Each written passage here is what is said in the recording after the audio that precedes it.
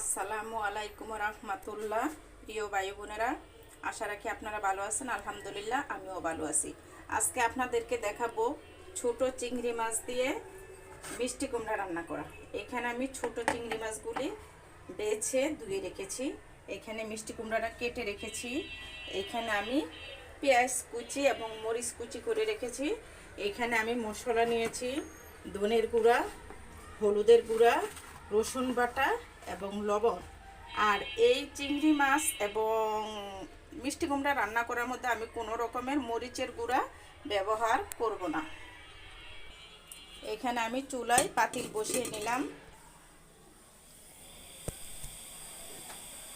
গরম হয়ে আসছে, এবার দিয়ে দিব আমি কাঁচা মরিচ কুচি এবং পেঁয়াজ কুচি করা।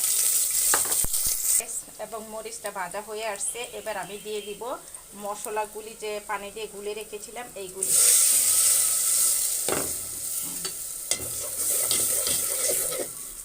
নাড়াচাড়া দিয়ে দিলাম। চিংড়ি মাছগুলি দিয়ে নেড়ে চেড়ে এবার আমি ঢেকে নেব।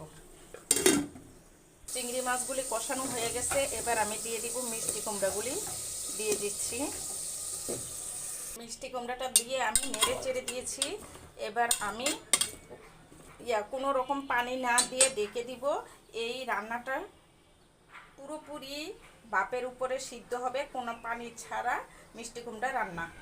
এইখানে যেহেতু আমি পানি ছাড়া মিষ্টি কুমড়াটা রান্না করছি, সেজন্য আমি চুলার আগুনটা একদম কমিয়ে দিয়েছি, যে ডিম করে দিয়েছি চুলাটা, যাতে আস্তে আস্তে মিষ্টি কুমড়াটা সিদ্ধ হয়ে যায়। দেখুন বন্ধুরা, মিষ্টি কুমড়ার নিচ থেকে আস্তে আস্তে পানি বের হচ্ছে। মিষ্টি কুমড়া, চাল কুমড়া এবং লাউ এগুলি রান্না করার সময় কোনো রকম পানি দিতে হয় না। আর যদি পানি দেওয়া হয় তাহলে সেই স্বাদটা নষ্ট হয়ে যায়। মিষ্টি কুমড়ার অরিজিনাল স্বাদ কিন্তু দেখা গেছে যে মিষ্টি কুমড়ার পানি থেকে মিষ্টি কুমড়া সিদ্ধ হবে, সেটাতেই অরিজিনাল স্বাদ বজায় থাকে। আউ ঢাকনাটা খুলতেই মিষ্টি কুমড়া এবং চিংড়ি মাছের কি মজার একটা ঘ্রাণ আসছে। এবার আপনাদেরকে দেখাবো পানি ছাড়া মিষ্টি কুমড়াটা সিদ্ধ হয়েছে কিনা। আমি এক পিস মিষ্টি কুমড়া তুলে নিচ্ছি।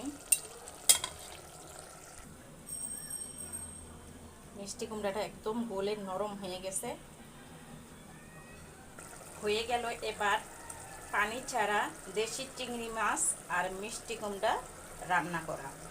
আর বায়ু বোনেরা, আমার এই মিষ্টি কুমড়া রান্না করা রেসিপিটা যদি আপনাদের ভালো লেগে থাকে তাহলে একটা লাইক, কমেন্ট এবং শেয়ার করে দেবেন। আল্লাহ হাফেজ।